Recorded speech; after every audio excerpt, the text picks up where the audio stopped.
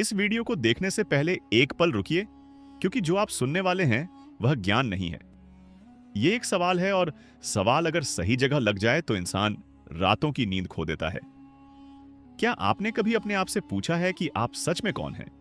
और यह सवाल नाम, शरीर, पहचान से अलग होकर भीतर से आया हो। अगर नहीं पूछा तो आज यह वीडियो आपसे वह सवाल पूछेगा, और अगर पूछा है तो यह वीडियो आपको चैन से नहीं बैठने देगा। आप रोज उठते हैं, काम करते हैं, लोगों से मिलते हैं, जिम्मेदारियां निभाते हैं और फिर थक कर सो जाते हैं। लेकिन भीतर कहीं एक आवाज है जो कहती है, यह सब क्यों? और यही आवाज इस चैनल का कारण है। भक्ति ज्ञान रियल एक कोई मनोरंजन चैनल नहीं है। यहां आपको अच्छा महसूस कराने की कोशिश नहीं की जाती। यहां आपको असहज किया जाता है, क्योंकि जो असहज नहीं करता वह जगाता नहीं। आप इस संसार में क्यों आए हैं? यह सवाल हजारों सालों से पूछा जा रहा है, लेकिन सच्चाई यह है कि अधिकतर लोग यह सवाल पूछने से पहले ही मर जाते हैं, क्योंकि यह सवाल साहस मांगता है। यह सवाल आपकी पहचान को हिलाता है, आपके विश्वासों को तोड़ता है और आपके बनाए हुए जीवन की नींव पर चोट करता है। अगर आप सिर्फ टाइम पास के लिए वीडियो देखते हैं तो यह वीडियो आपके लिए नहीं है। लेकिन अगर कभी रात के सन्नाटे में यह ख्याल आया है कि मैं सब कुछ करके भी खाली क्यों हूं, तो समझ लीजिए यह वीडियो संयोग नहीं है। इस चैनल पर हम आपको जवाब नहीं देते, हम आपको देखने की आदत देते हैं। क्योंकि जब आप मन को शांत करते हैं और देखने की आदत आत्मा को जगाती है। यहां हम यह नहीं कहते कि क्या सही है और क्या गलत। यहां हम यह दिखाते हैं कि आप कैसे फंसे हुए हैं और कैसे वही फंसाव आपकी पीड़ा का कारण है। आपको कभी सिखाया नहीं गया कि दुख क्यों आता है, डर क्यों आता है, बार बार वही गलतियां क्यों होती हैं, रिश्ते क्यों टूटते हैं, मन क्यों नहीं रुकता। और जब सवाल का जवाब नहीं मिलता तो इंसान खुद को दोष देने लगता है। भक्ति ज्ञान रियल एक आपको दोष से बाहर लाता है और जिम्मेदारी की ओर ले जाता है। यह जिम्मेदारी जीवन बदल देती है। इस वीडियो में जो बातें होंगी वे आपको अच्छा नहीं बल्कि सच्चा महसूस कराएंगी। आप खुद को कई जगह असहमत पाएंगे, कई जगह असहज और कई जगह चुप। और यही चुप्पी इस चैनल का असली उद्देश्य है, क्योंकि जहां मन चुप होता है वहीं आत्मा बोलना शुरू करती है। इस वीडियो को अंत तक देखना आसान नहीं होगा, क्योंकि मन बीच बीच में कहेगा, यह सब छोड़ो, कुछ और देखो। लेकिन अगर आपने उस आवाज को पार कर लिया तो कुछ बदलना शुरू हो जाएगा, और बदलाव बाहर नहीं भीतर होगा। इस चैनल पर हम आत्मा को कोई रहस्यमय चीज नहीं बनाते। हम आत्मा को रोजमर्रा के जीवन से जोड़ते हैं। आपका डर, आपकी बेचैनी, आपका गुस्सा, आपकी थकान, आपकी इच्छाएं, यही सब आत्मा के संकेत हैं। लेकिन जब तक आप इन्हें समझते नहीं, यह बोझ बन जाते हैं, और जब समझ में आने लगते हैं तो यही द्वार बन जाते हैं। अगर आपको यह लगता है कि यह वीडियो आपकी बात कर रहा है तो समझ लीजिए आप अकेले नहीं हैं। और अगर आप चाहते हैं कि ऐसे और वीडियो आप तक पहुंचे जो सिर्फ दिमाग नहीं बल्कि आत्मा को छुएं, तो इस चैनल को अभी सब्सक्राइब कर लीजिए, क्योंकि यहां हर वीडियो पिछले वीडियो से गहरा होगा। अगर इस वीडियो की कोई एक लाइन भी आपके भीतर कुछ हिला दे तो इसे लाइक जरूर करें। यह लाइक हमारे लिए संख्या नहीं है, यह संकेत है कि बात सही जगह लगी। और अगर आपके मन में कोई सवाल उठे, कोई विरोध, कोई उलझन, तो कमेंट में जरूर लिखिए, क्योंकि सवाल वहीं से शुरू होते हैं जहां चुप्पी टूटती है। और अगर आप किसी ऐसे इंसान को जानते हैं जो बाहर से ठीक दिखता है लेकिन भीतर से टूटा हुआ है, तो यह वीडियो उसके साथ शेयर कर दीजिए, क्योंकि कभी कभी एक वीडियो किसी इंसान को खुद से मिला देता है। भक्ति ज्ञान रियल एक पर हम किसी को बदलने का दावा नहीं करते। हम सिर्फ आईना दिखाते हैं, और आईना देखना आसान नहीं होता। अब वीडियो शुरू होने वाला है, और जो आगे आने वाला है वह आपको यह सोचने पर मजबूर कर देगा कि आप इस संसार में कुछ पाने नहीं बल्कि कुछ छोड़ने आए हैं। अगर आप तैयार हैं अपने बारे में वह सुनने के लिए जो कभी किसी ने नहीं बताया, तो वीडियो को अंत तक देखिए, क्योंकि अंत में शायद आपको कोई जवाब ना मिले, लेकिन आपको आप खुद मिल सकते हैं। आप कभी यह महसूस करते हैं कि सब कुछ होने के बाद भी कुछ अधूरा है। लोग आपके आसपास हैं, फिर भी भीतर अकेलापन है। जीवन चल रहा है लेकिन दिल पूछता है, मैं ये सब क्यों कर रहा हूं? अगर हां तो समझ लीजिए यह सवाल आपका नहीं है, यह आपकी आत्मा का है। आत्मा हमेशा सवाल करती है। शरीर हमेशा जवाब ढूंढता है और समाज हमेशा सवाल दबा देता है। आप इस संसार में ऐसे ही नहीं आए। आप गलती से पैदा नहीं हुए। आप सिर्फ माता पिता की इच्छा नहीं है। आप सिर्फ कर्मों का परिणाम नहीं है। आप एक बहुत गहरे उद्देश्य के साथ यहां भेजे गए हैं। लेकिन जन्म लेते ही सबसे पहला काम जो आपके साथ किया गया वह यह कि आपको वह उद्देश्य भुला दिया गया। आपको सिखाया गया कि नाम यही है, पहचान यही है, धर्म यही है, डर यही है, सफलता यही है। और धीरे धीरे आपकी आत्मा परतें चढ़ा दी गई। बचपन में जब आप बिना वजह रोते थे तब कोई कारण नहीं होता था। वह आत्मा की स्मृति होती थी जो शरीर को समझ नहीं आ रही थी। आपने कभी ध्यान दिया है कि इंसान के पास सब कुछ हो फिर भी वह बेचैन रहता है, और कभी कुछ भी ना हो फिर भी वह भीतर से शांत रहता है? इसका कारण पैसा नहीं है, परिस्थिति नहीं है। इसका कारण यह है कि आत्मा अपने रास्ते से कितनी दूर या कितनी पास है। यह संसार आपको सुख देने के लिए नहीं बनाया गया। यह संसार आपको सिखाने के लिए बनाया गया है, और जो इसे सुख की जगह समझ लेता है वह जीवन भर शिकायत करता है। आत्मा जब शुद्ध अवस्था में होती है तब वह सब जानती है, लेकिन कुछ अनुभव नहीं करती, और अनुभव के बिना ज्ञान अधूरा होता है। इसलिए आत्मा ने स्वयं को सीमित किया, स्वयं को शरीर में बांधा, स्वयं को समय में डाला ताकि वह सब महसूस कर सके जो अनंत में संभव नहीं था। दर्द इसलिए है ताकि आप संवेदना समझे, डर इसलिए है ताकि आप साहस पहचाने, अकेलापन इसलिए है ताकि आप भीतर की उपस्थिति से मिले। आप जिस चीज से सबसे ज्यादा भागते हैं वही आपकी आत्मा का पार्ट है। अगर आप रिश्तों में बार बार टूटते हैं तो आत्मा स्वतंत्रता सीख रही है। अगर आप बार बार अपमान झेलते हैं तो आत्मा अहंकार छोड़ना सीख रही है। अगर आप बार बार डरते हैं तो आत्मा निर्भयता की तरफ धकेल रही है।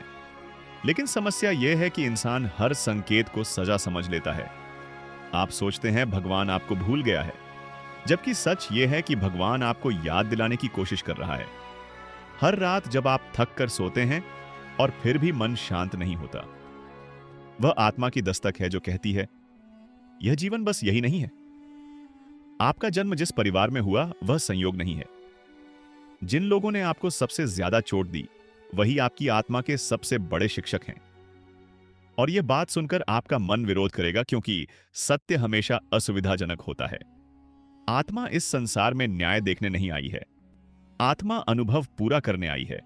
इसलिए अच्छे लोगों के साथ भी बुरा होता है और बुरे लोग भी हंसते हुए दिखते हैं, क्योंकि यह अदालत नहीं है, यह प्रयोगशाला है। आप जितना जल्दी यह समझ लेंगे उतना जल्दी आपका संघर्ष बदल जाएगा। संघर्ष खत्म नहीं होगा, लेकिन उसका अर्थ बदल जाएगा। आप पीड़ित नहीं रहेंगे, आप साक्षी बनेंगे। और जिस दिन इंसान साक्षी बनता है उसी दिन आत्मा की नींद टूटनी शुरू होती है। इस वीडियो को यहां तक देखने वाला हर व्यक्ति एक मोड़ पर खड़ा है। या तो वह पुराने जीवन में वापस जाएगा या फिर वह उस रास्ते पर चलेगा जहां से वापसी नहीं होती, क्योंकि एक बार आत्मा का सवाल सुन लिया तो उसे दबाया नहीं जा सकता। अगले भाग में हम उस सबसे गुप्त रहस्य पर जाएंगे जिसे जानने के बाद इंसान पहले जैसा नहीं रह पाता। वह रहस्य यह है कि आत्मा इस संसार में सबसे पहले क्या भूलती है और क्यों वही भूल सबसे बड़ा बंधन बन जाती है। आत्मा क्या भूल जाती है और वही भूल कैसे सबसे बड़ा बंधन बन जाती है। जब आत्मा इस संसार में प्रवेश करती है तब वह सबसे पहले अपनी स्वतंत्रता नहीं खोती, वह सबसे पहले अपनी स्मृति खोती है। और यही स्मृति का खो जाना इंसान के पूरे जीवन की दिशा तय कर देता है। आप समझते हैं कि आप जो सोचते हैं वही आप हैं, लेकिन यह सोच ही वह पर्दा है जो आत्मा और सत्य के बीच खड़ा है। जन्म लेते समय आत्मा जानती है कि वह कौन है, लेकिन जैसे जैसे शरीर मजबूत होता है समाज की आवाज तेज होती है और आत्मा की आवाज धीमी कर दी जाती है। आपको नाम दिया जाता है और धीरे धीरे आप मान लेते हैं कि यही आप हैं। आपको रोल दिया जाता है और आप मान लेते हैं कि यही आपकी पहचान है। यही वह पहला झूठ है जिसे आत्मा भूल के रूप में स्वीकार कर लेती है। आत्मा स्वयं को शरीर मान लेती है, और जिस दिन आत्मा खुद को शरीर मान लेती है उसी दिन डर पैदा होता है, क्योंकि शरीर नश्वर है, टूटने वाला है, खत्म होने वाला है।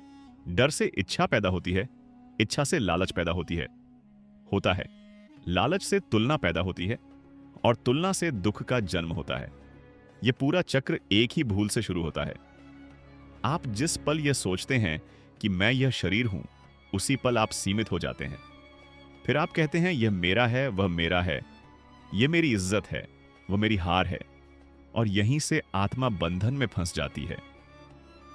आपने देखा होगा कि छोटे बच्चे चोट लगने पर रोते हैं और कुछ देर बाद हंसने लगते हैं, क्योंकि आत्मा अभी पूरी तरह शरीर से चिपकी नहीं होती।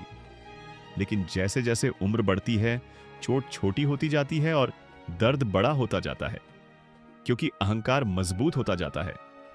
अहंकार आत्मा का दुश्मन नहीं है। अहंकार आत्मा की भूल का परिणाम है।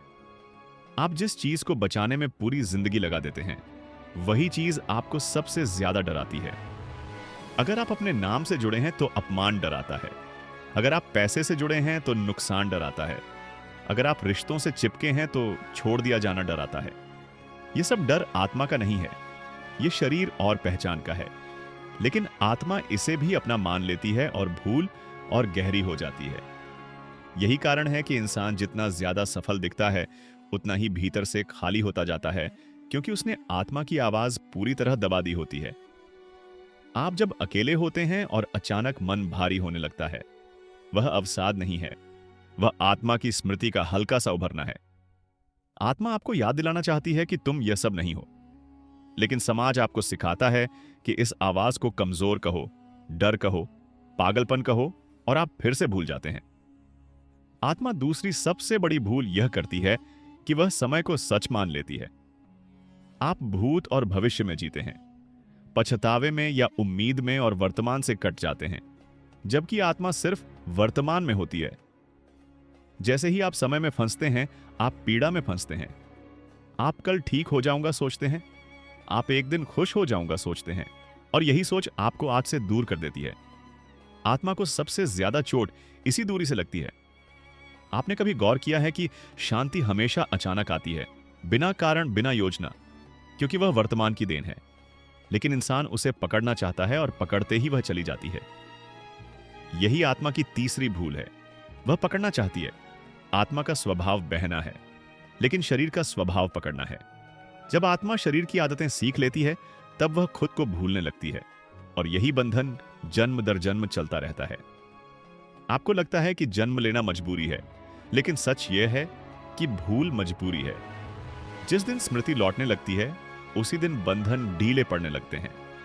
भक्ति ज्ञान रियल एक इस वीडियो को यहां तक देखने वाला व्यक्ति पहले ही इस प्रक्रिया में प्रवेश कर चुका है, क्योंकि जिसने यह सवाल सुन लिया, वह अब पहले जैसा नहीं रह सकता।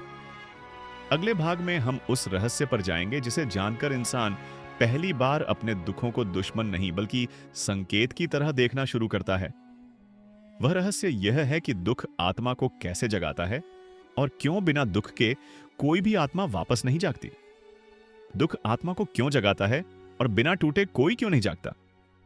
इंसान सबसे पहले यही मान लेता है कि दुख उसका दुश्मन है। वह दुख से भागता है, उसे छुपाता है, उसे लड़ता है। लेकिन आत्मा दुख को दुश्मन नहीं मानती। आत्मा दुख को घंटी मानती है, एक चेतावनी, एक संकेत, एक पुकार। अगर दुख ना होता तो कोई कभी अपने जीवन पर प्रश्न ही नहीं उठाता। आप ध्यान से देखिए, जब सब कुछ ठीक चल रहा होता है, तब कोई आत्मा को नहीं खोजता, कोई सत्य को नहीं ढूंढता, कोई भीतर नहीं उतरता। लेकिन जैसे ही कुछ टूटता है, जैसे ही भरोसा बिखरता है, जैसे ही जमीन खिसकती है, इंसान पहली बार ऊपर नहीं बल्कि भीतर देखने लगता है। यही वह क्षण है जहां आत्मा और शरीर के बीच पहली दरार पड़ती है। दुख इसलिए आता है क्योंकि आत्मा ने बहुत देर तक संकेत दिए और आपने अनदेखा कर दिया। जब हल्की बेचैनी काम नहीं करती, तब जीवन गहरी चोट देता है। आप इसे अन्याय कहते हैं, भाग्य कहते हैं, भगवान की क्रूरता कहते हैं। लेकिन सच्चाई यह है कि यह आखिरी अलार्म होता है। जिस इंसान का जीवन कभी नहीं टूटा, वह कभी गहराई तक नहीं गया, और जो गहराई तक नहीं गया, वह आत्मा से नहीं मिला। इसलिए जितने भी जागे हुए लोग हुए हैं, उनके जीवन में एक साझा बात है। वे टूटे हैं, बुरी तरह टूटे हैं। कोई अपमान से टूटा, कोई प्रेम से, कोई बीमारी से, अकेलेपन से, लेकिन टूटा जरूर। टूटना आत्मा का शत्रु नहीं है, टूटना आत्मा का द्वार है। लेकिन समस्या यहां आती है कि इंसान टूटने के बाद भी गलत दिशा में देखता है। वह दोष बाहर ढूंढता है, लोगों को दोष देता है, परिस्थिति को दोष देता है, समय को दोष देता है, और यही वह क्षण है जहां आत्मा फिर से चुप हो जाती है। अगर आप दुख को संदेश की तरह सुन लें तो दुख शिक्षक बन जाता है, और अगर आप उसे सजा समझ लें तो वह पीड़ा बन जाता है। पीड़ा और दुख में यही अंतर है। दुख होता है, पीड़ा बनाई जाती है।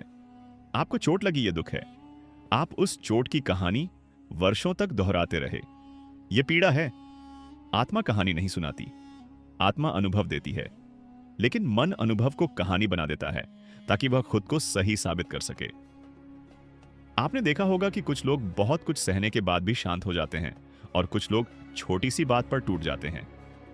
इसका कारण सहन शक्ति नहीं है, इसका कारण दृष्टि है। जो दुख को देखने लगता है वह उससे ऊपर उठने लगता है। जो दुख में डूब जाता है वह उसी में जन्म दर जन्म फंस जाता है। आत्मा दुख के माध्यम से एक ही बात कहना चाहती है, तुम गलत जगह देख रहे हो।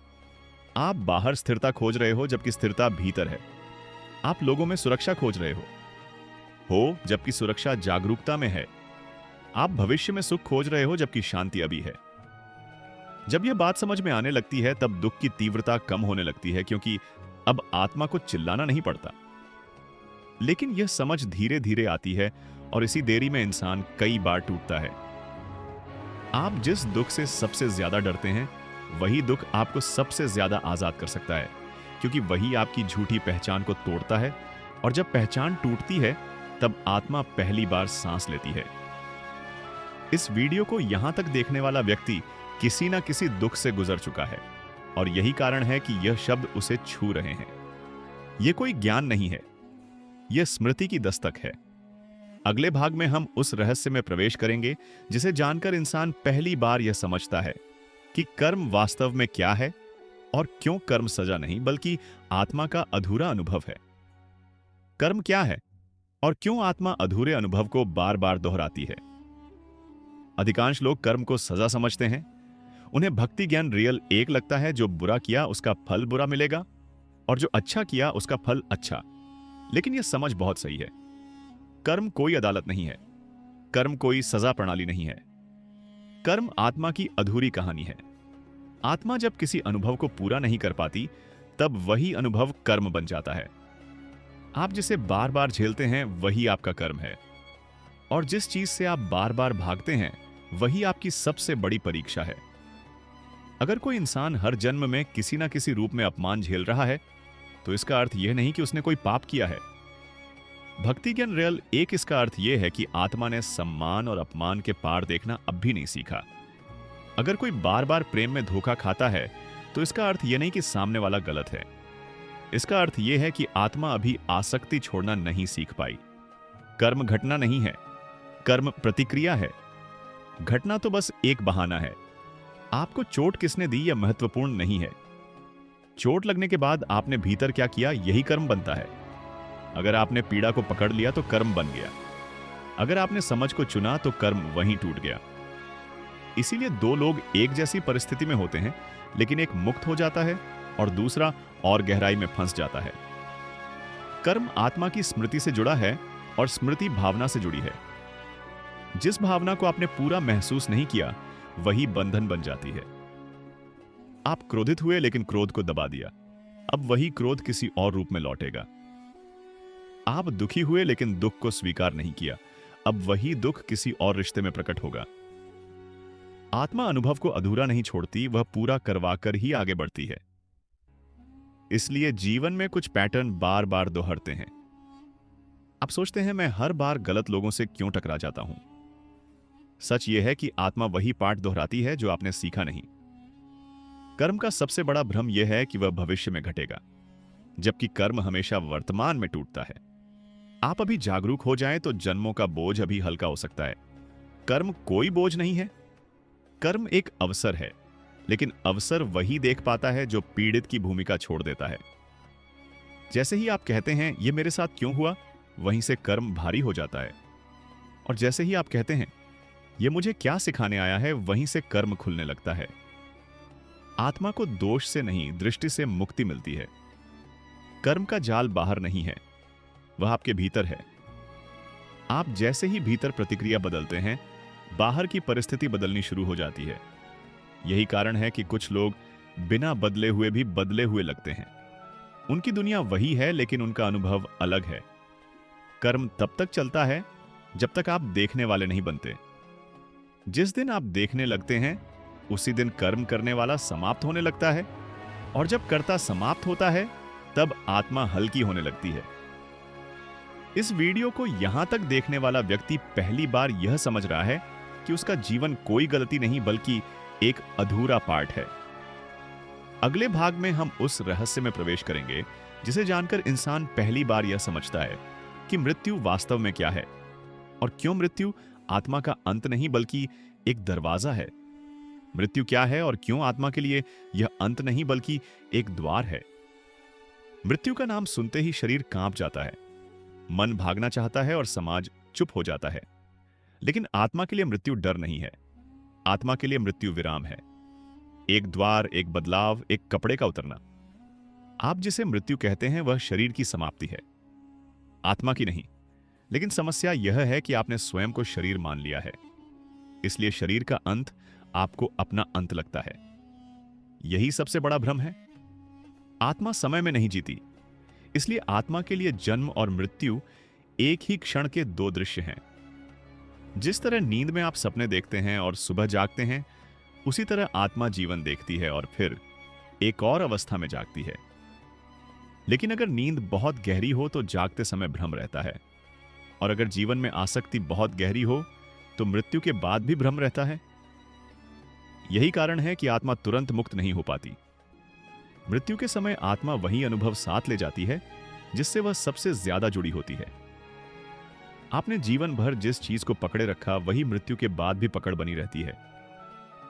अगर आपने पहचान पकड़ी तो पहचान, अगर आपने डर पकड़ा तो डर, अगर आपने प्रेम पकड़ा तो प्रेम। इसलिए मृत्यु कोई बराबरी नहीं करती, मृत्यु सच्चाई उजागर करती है। आप जीवन में जैसे थे, मृत्यु के बाद भी वही चेतना बनी रहती है। जो लोग जीवन भर भागते रहे वे मृत्यु के बाद भी भागते हैं। जो लोग जीवन भर देखते रहे वे मृत्यु के बाद भी देखते हैं। मृत्यु का भय इसलिए बनाया गया ताकि इंसान जीवन से चिपका रहे, लेकिन जिसने मृत्यु को समझ लिया वह जीवन से भी मुग्ध होने लगता है। आपने देखा होगा कि जो मृत्यु से नहीं डरता वही सही अर्थ में जीता है, क्योंकि अब उसके पास खोने को कुछ नहीं होता। मृत्यु आत्मा के लिए परीक्षा नहीं है, परीक्षा जीवन है। मृत्यु तो बस परिणाम दिखाती है। आप जीवन में कितने जागरूक थे, कितने सच्चे थे, कितने जुड़े थे, यही मृत्यु के अनुभव को तय करता है। इसलिए कुछ लोग मृत्यु के पास आकर शांत हो जाते हैं और कुछ लोग मृत्यु के नाम से ही टूट जाते हैं। यह फर्क शरीर का नहीं है, यह चेतना का है। आत्मा जब शरीर छोड़ती है तब सबसे पहले समय की पकड़ ढीली होती है, फिर पहचान की पकड़ ढीली होती है, और अगर जागरूकता हो तो तीसरी पकड़ भी ढीली होती है। वह है भय। जिस दिन भय ढीला पड़ता है उसी दिन आत्मा हल्की हो जाती है। लेकिन अगर भय बहुत गहरा हो तो आत्मा उसी भय के स्तर पर भटकती रहती है। इसीलिए जीवन में भय से भागना नहीं, भय को देखना जरूरी है। जो भय को देख लेता है वह मृत्यु में नहीं उलझता। मृत्यु के बाद आत्मा वही रास्ता चुनती है जो उसकी समझ के स्तर के अनुरूप होता है। कुछ आत्माएं तुरंत आगे बढ़ जाती हैं, कुछ ठहर जाती हैं, कुछ लौट आती हैं। लौटना सजा नहीं है, लौटना अधूरा अनुभव है। आप जिस जीवन में जो छोड़ नहीं पाए वही आपको वापस खींच लाता है। मृत्यु इसीलिए रहस्य नहीं है। रहस्य यह है कि आप जीवन में क्यों सोए रहे। अगर आप जीवन में जाग जाए तो मृत्यु बस एक दृश्य परिवर्तन रह जाती है। इस वीडियो को यहां तक देखने वाला व्यक्ति पहली बार यह समझ रहा है कि मृत्यु से डरना व्यर्थ है। असली डर तो यह है कि कहीं जीवन यूं ही ना निकल जाए। अगले भाग में हम उस रहस्य में प्रवेश करेंगे जिसे जानकर इंसान पहली बार यह समझता है कि आत्मा कैसे चुनती है नया जन्म, और क्यों हर आत्मा एक ही परिवार, एक ही तरह की परिस्थितियों में बार बार लौट आती है। आत्मा नया जन्म कैसे चुनती है और वही परिस्थितियां बार बार क्यों लौटती हैं। लोग सोचते हैं कि जन्म एक दुर्घटना है, कि कहीं भी किसी भी परिवार में किसी भी समय जन्म हो जाता है। लेकिन आत्मा के लिए जन्म कोई दुर्घटना नहीं है। जन्म एक चयन है, बहुत सूक्ष्म, बहुत शांत और बहुत सटीक। आत्मा नया शरीर उस वातावरण में चुनती है जहां उसके अधूरे अनुभव पूरे हो सके। आप जिस परिवार में पैदा हुए, जिन परिस्थितियों में पड़े हुए, जिन लोगों से मिले, वह सब पहले से तय पटकता नहीं है, वह आवश्यक मंच है। आत्मा यह नहीं देखती कि परिवार अमीर है या गरीब, सुखी है या दुखी। आत्मा यह देखती है कि यहां वह कौन सा पाठ पूरा कर सकती है। अगर आत्मा को सीमाएं सीखनी है तो वह सख्त वातावरण चुनती है। अगर आत्मा को करुणा सीखनी है तो वह पीड़ा के बीच आती है। अगर आत्मा को स्वतंत्रता सीखनी है तो वह बंधन के बीच जन्म लेती है। यही कारण है कि कुछ लोग आराम में जन्म लेकर भी भीतर से बेचैन रहते हैं और कुछ लोग कठिनाइयों में जन्म लेकर भी भीतर से स्थिर रहते हैं। यह फर्क परिस्थिति का नहीं है, यह आत्मा की तैयारी का है। आत्मा जन्म से पहले यह नहीं कहती कि मुझे सुख चाहिए। आत्मा कहती है मुझे स्पष्टता चाहिए, और स्पष्टता अक्सर संघर्ष से आती है। आपके जीवन में जो पैटर्न बार बार लौटता है वही आत्मा का अधूरा अनुभव है। कभी वही तरह के लोग मिलते हैं, कभी वही तरह की समस्याएं, कभी वही तरह की भावनाएं। आप सोचते हैं यह संयोग है, लेकिन आत्मा संयोग में विश्वास नहीं करती। आत्मा बार बार वही दृश्य रखती है जब तक देखने वाला बदल ना जाए। आप दृश्य बदलना चाहते हैं, आत्मा दृष्टि बदलना चाहती है। यही टकराव जीवन को भारी बना देता है। आप कहते हैं काश मेरे माता पिता ऐसे ना होते, काश मेरा जीवन ऐसा ना होता। लेकिन आत्मा कहती है यही वह जगह है जहां से तुम आगे बढ़ोगे। जिस दिन इंसान यह स्वीकार कर लेता है कि जो मिला है वही पाठ है, उसी दिन संघर्ष का स्वरूप बदल जाता है। संघर्ष समाप्त नहीं होता, लेकिन वह शत्रु नहीं रहता। आत्मा कभी भी अनावश्यक पीड़ा नहीं चुनती, लेकिन वह आसान रास्ता भी नहीं चुनती। आसान रास्ता चेतना को सुला देता है, इसलिए आत्मा ऐसे जीवन चुनती है जहां झटके हों ताकि नींद टूट सके। आपको जो सबसे ज्यादा चुभता है वही आपको सबसे ज्यादा बदलने की क्षमता रखता है। लेकिन अगर आप हर बार बच निकलते हैं, हर बार भागते हैं, हर बार दोष बाहर डालते हैं, तो आत्मा वही दृश्य अगले जन्म में और तीव्र कर देती है। यही कारण है कि कुछ समस्याएं पीढ़ियों तक चलती रहती हैं। वह पारिवारिक श्राप नहीं है, वह आत्मा का अधूरा पाठ है। जब एक व्यक्ति जागरूकता से प्रतिक्रिया बदल देता है तो वही पैटर्न वहीं टूट जाता है, और केवल उसी व्यक्ति के लिए नहीं। कई बार पूरी वंश परंपरा के लिए आत्मा अकेले नहीं सीखती, आत्मा समूह में भी सीखती है।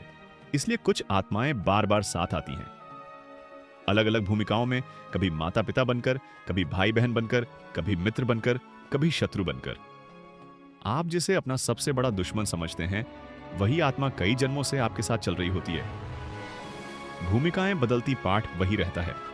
इसलिए किसी से अत्यधिक प्रेम या अत्यधिक घृणा दोनों संकेत हैं कि कहानी पुरानी है। जिस दिन कहानी पूरी होती है, भावना शांत हो जाती है। आत्मा को ना तो बदला चाहिए, ना ही लगाव। आत्मा को केवल पूर्णता चाहिए, और पूर्णता तब आती है जब आप अनुभव को बिना पकड़े जी लेते हैं।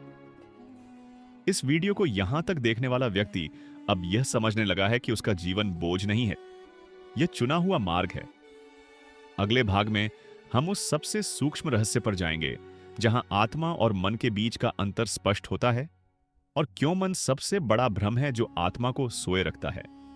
मन क्या है और क्यों वही आत्मा को सबसे गहरी नींद में सुला देता है।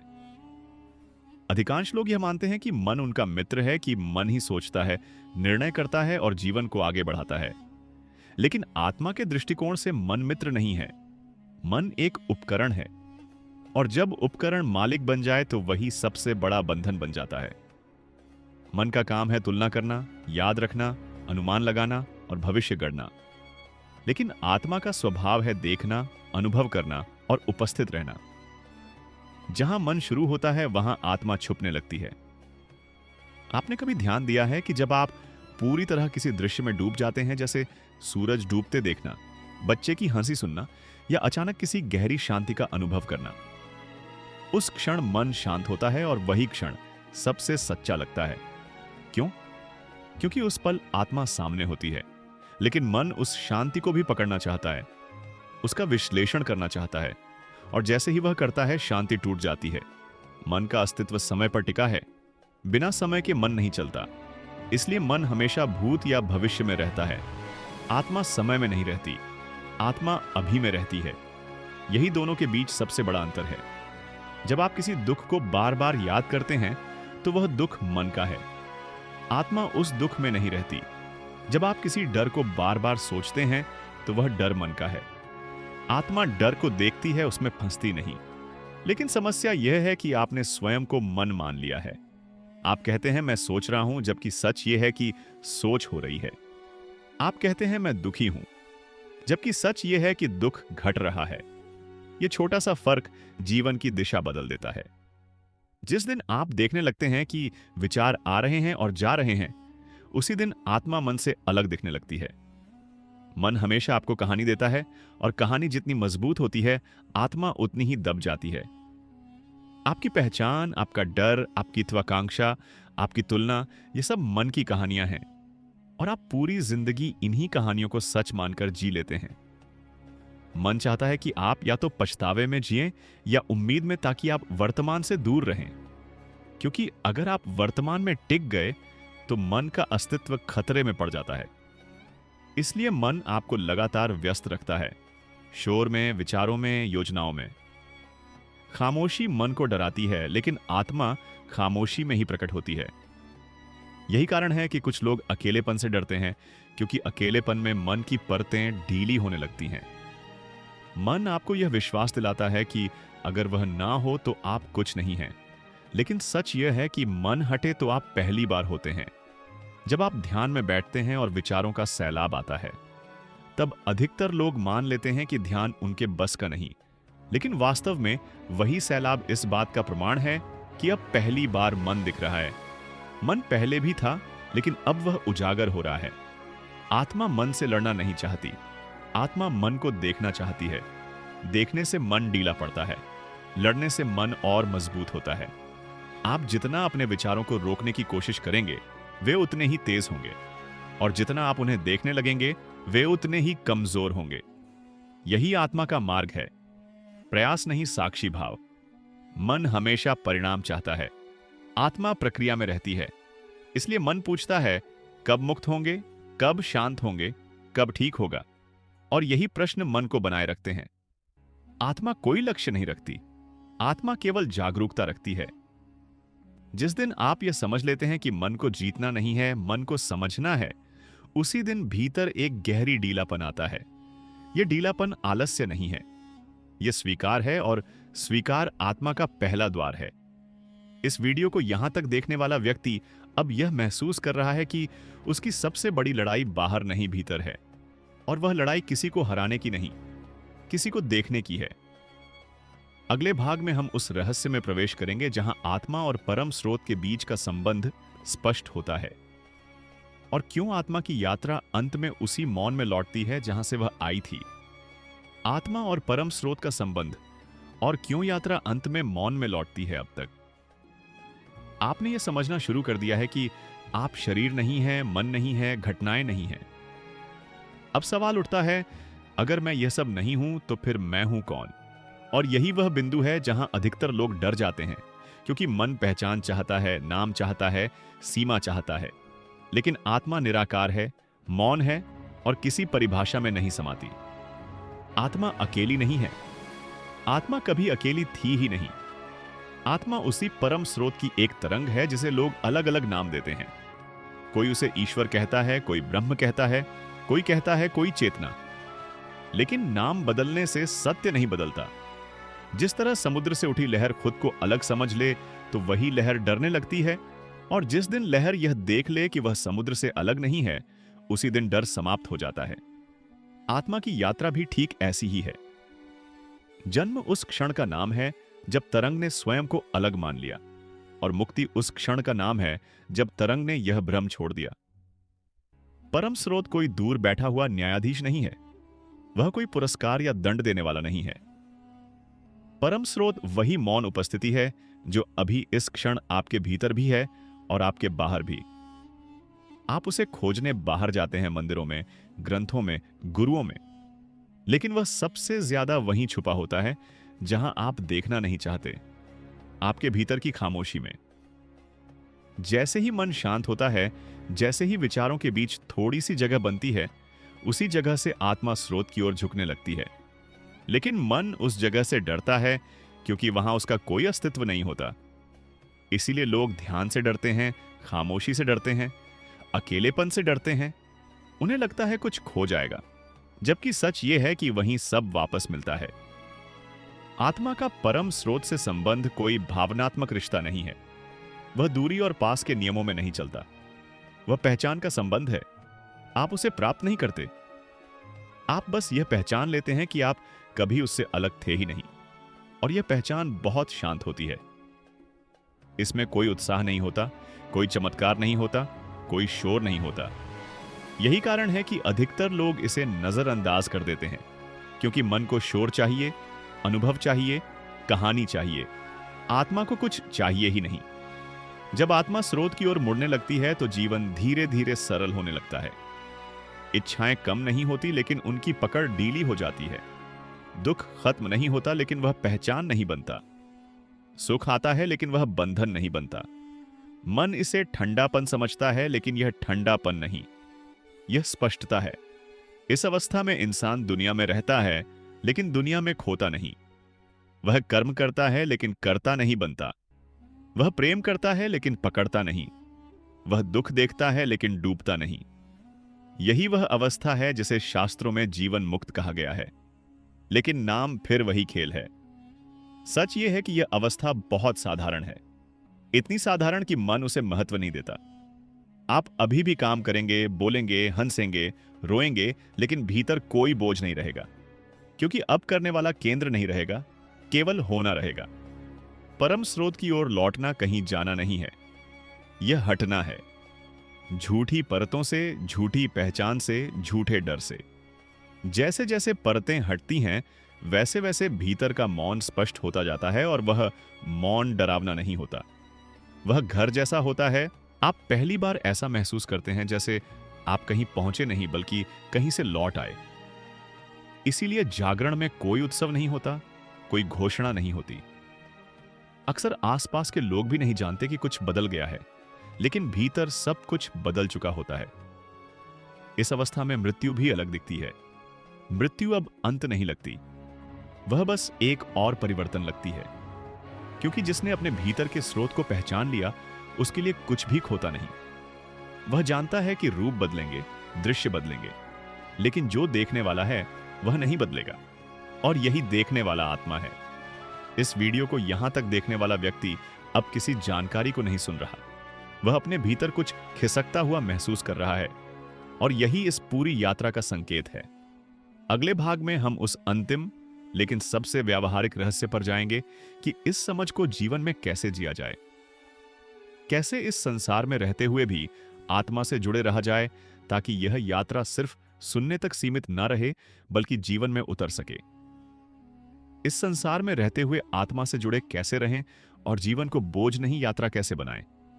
अब तक आपने बहुत कुछ सुना है, समझा है, महसूस किया है, लेकिन यहीं पर सबसे बड़ा खतरा शुरू होता है, क्योंकि अधिकतर लोग यहीं रुक जाते हैं। वे समझ को भी एक विचार बना लेते हैं, और विचार भी मन का ही हिस्सा है। आत्मा की यात्रा समझने से नहीं बदलती, आत्मा की यात्रा जीने से बदलती है। अब सवाल यह नहीं है कि आत्मा क्या है, सवाल यह है कि इस रोजमर्रा के जीवन में, इस शोर में, इस भागदौड़ में, इस जिम्मेदारी में, इस डर में आत्मा से जुड़कर कैसे जिया जाए। और इसका उत्तर किसी कठिन साधना में नहीं है, किसी विशेष विधि में नहीं है। इसका उत्तर बहुत साधारण है, लेकिन मन उसी साधारणता को सबसे ज्यादा नजरअंदाज करता है। आत्मा से जुड़ने का पहला नियम है देखने की आदत डालना। जब भी आपके भीतर कोई भावना उठे, गुस्सा, डर, ईर्ष्या, दुख, लालच, उसे रोकने की कोशिश मत कीजिए। उसे सही या गलत मत कहिए, बस देखिए। देखना क्रिया नहीं है, देखना जागरूकता है। जैसे आप सड़क पर खड़े होकर गाड़ियों को जाते हुए देखते हैं, वैसे ही अपने विचारों और भावनाओं को देखें। जैसे ही आप देखते हैं, आप उनसे थोड़े अलग हो जाते हैं, और यह थोड़ा सा अंतर ही आत्मा की शुरुआत है। मन आपको कहेगा यह बेकार है, इससे क्या होगा, तुम कमजोर हो जाओगे, लोग तुम्हें दबा देंगे। लेकिन यह मन की आखिरी चाल होती है, क्योंकि मन जानता है कि देखने से उसकी पकड़ ढीली पड़ने वाली है। आत्मा से जुड़ने का दूसरा नियम है प्रतिक्रिया में देरी। जीवन में दुख घटनाओं से नहीं, प्रतिक्रिया से बनता है। घटना हो चुकी होती है, लेकिन प्रतिक्रिया आपको बांध देती है। अगर कोई आपको अपमानित करे और आप तुरंत प्रतिक्रिया ना दें, बस भीतर देखें कि क्या हो रहा है, तो आप पाएंगे कि कुछ देर बाद वह आग खुद बुझने लगती है। मन तुरंत जवाब चाहता है, आत्मा समय देती है, और जहां समय आता है वहां समझ आती है। आत्मा से जुड़ने का तीसरा नियम है अपेक्षा कम करना, लेकिन प्रेम कम नहीं करना। अधिकांश लोग यह गलती करते हैं कि वे प्रेम को भी अपेक्षा से जोड़ देते हैं। आप कहते हैं, मैंने इतना किया, उसने ऐसा क्यों किया? यही वाक्य आत्मा और मन के बीच की रेखा दिखा देता है। आत्मा प्रेम करती है, मन सौदा करता है। जिस दिन आप बिना बदले की उम्मीद के कुछ करने लगते हैं, उस दिन भीतर एक हल्कापन आने लगता है। आप देखेंगे कि थकान कम होने लगी है, भले ही काम वही है। आत्मा से जुड़ने का चौथा नियम है अकेले रहना सीखना। भागना नहीं, बल्कि सहज अकेलापन। अकेलापन और एकांत अलग हैं। अकेलापन मन की कमी है, एकांत आत्मा की उपस्थिति है। दिन में कुछ समय ऐसा रखें जहां आप किसी से कुछ साबित ना कर रहे हो, कोई भूमिका ना निभा रहे हो, बस हो। उस समय में ना ध्यान करने की कोशिश करें, ना कुछ पाने की, बस बैठे चलें, देखें। धीरे धीरे आपको महसूस होगा कि भीतर कोई ऐसा है जो हमेशा शांत है, भले ही बाहर कितना भी शोर हो। आत्मा से जुड़ने का पांचवा नियम है मृत्यु को याद रखना। डर के लिए नहीं, स्पष्टता के लिए। जब आप ये जानते हैं कि यह शरीर, यह पहचान, यह भूमिका स्थायी नहीं है, तब आप हल्के हो जाते हैं। तब छोटी बातें आपको हिला नहीं पाती। तब आप जीवन को पकड़ते नहीं जीते हैं। मृत्यु की स्मृति जीवन को उदास नहीं बनाती, वह जीवन को तीखा और सच्चा बनाती है। आत्मा से जुड़ने का छठा नियम है यह स्वीकार करना कि सब कुछ आपके नियंत्रण में नहीं है। मन नियंत्रण चाहता है, आत्मा प्रवाह चाहती है। आप जितना अधिक नियंत्रण छोड़ते हैं, उतना अधिक जीवन सहयोग करने लगता है। यह कोई जादू नहीं है, यह दृष्टि का परिवर्तन है। आप अब जीवन से लड़ नहीं रहे, आप उसके साथ चल रहे हैं, और यही चलना आत्मा का स्वभाव है। इन सब नियमों में कोई भी नया नहीं है, कोई भी कठिन नहीं है, लेकिन मन इन्हें टालता है क्योंकि इनसे उसका वर्चस्व कम होता है। आत्मा कोई विशेष अवस्था नहीं है जिसे पाना हो। आत्मा वह है जो तब प्रकट होती है जब झूठी पहचानें गिरने लगती हैं। आप धीरे धीरे देखेंगे कि आपकी प्रतिक्रियाएं बदल रही हैं, आपकी प्राथमिकताएं बदल रही हैं। वही चीजें अब आपको पहले जैसी खींच नहीं रही, और यह बदलाव बिना शोर के होगा। लोग पूछेंगे, तुम बदल गए हो, और आप मुस्कुरा देंगे, क्योंकि आप जानेंगे कि बदला कुछ नहीं, बस जो झूठा था वह गिर गया। इस वीडियो को यहां तक देखने वाला व्यक्ति अब केवल सुन नहीं रहा, वह भीतर किसी बदलाव को महसूस कर रहा है, और यही संकेत है कि यात्रा अंतिम चरण में प्रवेश कर चुकी है। अगले और अंतिम भाग में हम उस सबसे गहरे रहस्य को छुएंगे कि इस पूरी यात्रा का अंतिम सत्य क्या है, और आखिर आत्मा इस संसार में क्यों आती है। क्या सीखने, क्या याद करने, या कुछ छोड़ने? अंतिम सत्य, आत्मा इस संसार में क्यों आती है? क्या पाने नहीं, बल्कि क्या छोड़ने? अब यात्रा अपने अंतिम बिंदु पर नहीं, बल्कि अपने मूल पर लौट रही है, क्योंकि आत्मा की यात्रा सीधी रेखा नहीं होती, वह वृद्ध होती है, जहां अंत और शुरुआत एक ही बिंदु पर मिलते हैं। आपने अब तक सुना कि आत्मा सीखने आती है, अनुभव करने आती है, कर्म पूरे करने आती है, जागने आती है। लेकिन यह सब अधूरी बातें हैं अगर अंतिम सत्य ना समझा जाए। आत्मा इस संसार में कुछ पाने नहीं आती, आत्मा इस संसार में कुछ बनने नहीं आती, आत्मा इस संसार में कुछ साबित करने नहीं आती, आत्मा इस संसार में कुछ छोड़ने आती है।